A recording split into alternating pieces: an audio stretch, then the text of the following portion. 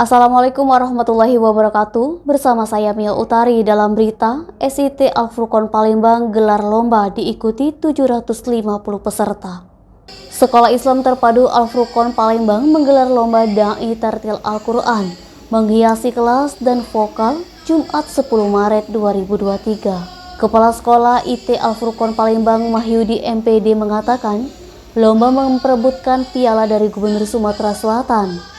Kegiatan lomba diikuti 750 peserta yang merupakan perwakilan 150 sekolah yang ada di Sumsel dan luar Sumsel. Mahyudi berharap dengan adanya lomba, semoga kedepannya anak-anak bisa mengekspor semua kemampuannya.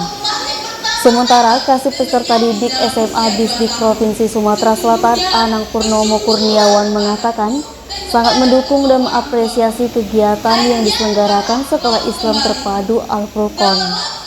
Denny Surik.co melaporkan. Jangan lupa like dan share video ini, subscribe YouTube Sumiko Official. Selalu terapkan protokol kesehatan, sehat bahagia selalu untuk kita semua.